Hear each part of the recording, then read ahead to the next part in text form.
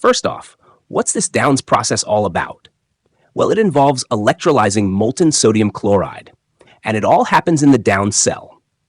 Picture this, an iron shell lined with heat-resistant bricks. These bricks are super important because they keep the temperature high enough to prevent the electrolyte from crystallizing. Right in the middle of the cell, there's a carbon anode surrounded by a steel cathode. It's like a high-tech sandwich. Now, here's a cool trick. To save on electricity and make things more efficient, we add calcium chloride to the sodium chloride. This little addition lowers the melting point from a scorching 800 degrees Celsius to a more manageable 600 degrees Celsius. Pretty smart, right? During the electrolysis, something magical happens. Sodium metal forms at the cathode and chlorine gas forms at the anode. Let's break down those reactions.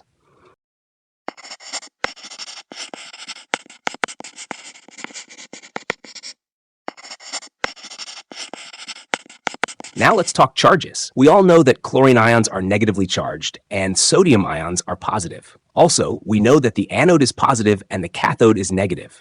And as we all know, like charges repel and unlike charges attract. So of course, chlorine ions are driven to the positively charged anode where they lose electrons and form chlorine gas. The cathode is a crucial component. It is typically made of steel and positioned around the central carbon anode. The cathode is negatively charged, which plays a key role in the extraction process. Now, let's talk charges. Sodium ions are positively charged because they have lost an electron. On the other hand, the cathode is negatively charged. And as we all know, opposite charges attract. So naturally, the positively charged sodium ions are drawn toward the negatively charged cathode. Once the sodium ions reach the cathode, they gain electrons. This process is called reduction. Here's the reaction that takes place.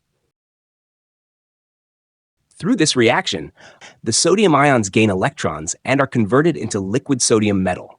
This liquid sodium, being less dense than the surrounding molten sodium chloride, rises to the top of the cathode. To keep things efficient and prevent any mixing with chlorine gas, a steel diaphragm is used.